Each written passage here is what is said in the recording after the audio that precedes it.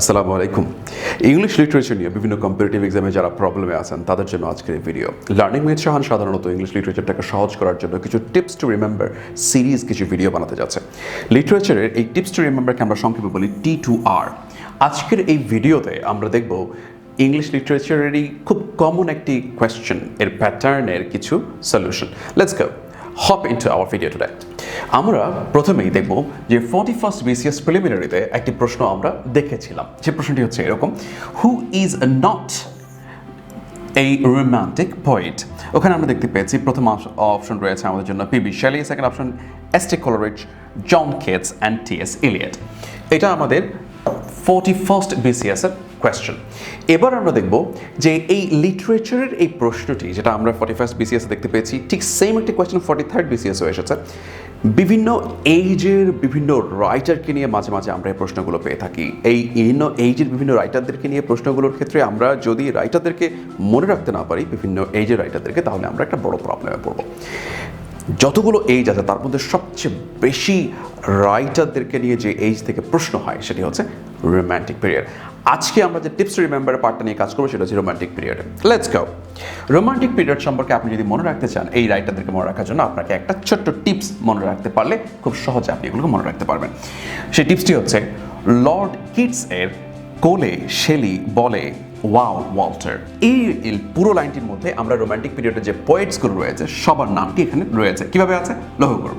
প্রথমে আছে Lord Byron. Second কিটসের কোলে কিটস জন কিটস।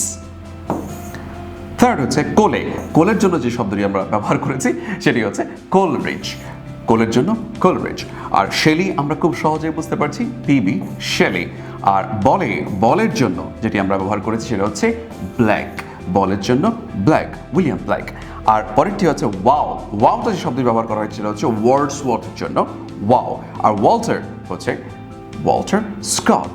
সো আরেকবার যদি আমরা মনে করার চেষ্টা করি, লর্ড কিটসের কোলে শেলি বলে ওয়াও ওয়াল্টার।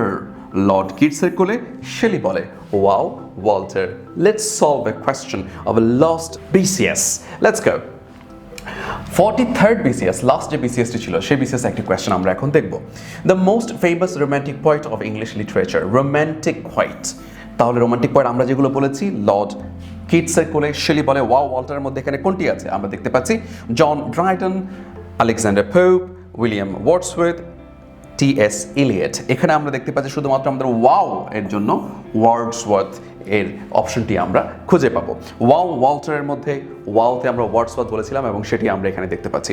সো এই জিনিসগুলো যদি খুব সহজে আমরা মনে রাখতে চাই তাহলে আরেকবার যদি একটু ব্রাউজ করে ফেলি, লর্ড কিটসের কোলে শেলি বলে ওয়াও ওয়াল্টার।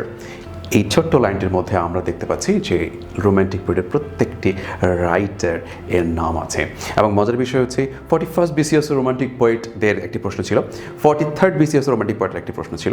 এবার অন্য কোনো পিরিয়ড থেকে যদি প্রশ্ন আসে, ইনশাল্লাহ ওই পরীক্ষার আগে আমরা 44th BCS এর আগেই আমরা এরকম বিভিন্ন এইজ নিয়ে আমরা এরকম রাইটারদেরকে নিয়ে আমরা একটা টিপস রিমেম্বার দিয়ে দেবো, যাতে করে আপনারা খুব সহজে মনে রাখতে পারেন। লার্নিং উইথ শাহানের ভিডিওগুলোতে আমরা ঠিক যেভাবে সহজবোধভাবে ইংলিশ লিটারেচার এবং ল্যাঙ্গুয়েজগুলোকে উপস্থাপন করে থাকি, ঠিক তেমনি আমাদের কোর্সের মধ্যে লিটারেচার এবং ল্যাঙ্গুয়েজ নিয়ে আমরা উপস্থাপনগুলো ঠিক সেভাবেই করে থাকি। আমাদের প্রিলিমিনারির যে ইংলিশ কোর্সটি রয়েছে তার নতুন ব্যাচ আসছে। এটি জানার জন্য আমাদেরকে ইনবক্স করতে পারেন, যুক্ত হতে পারেন আমাদের সঙ্গে থাকার জন্য ধন্যবাদ। Thanks for watching. Thank you very much.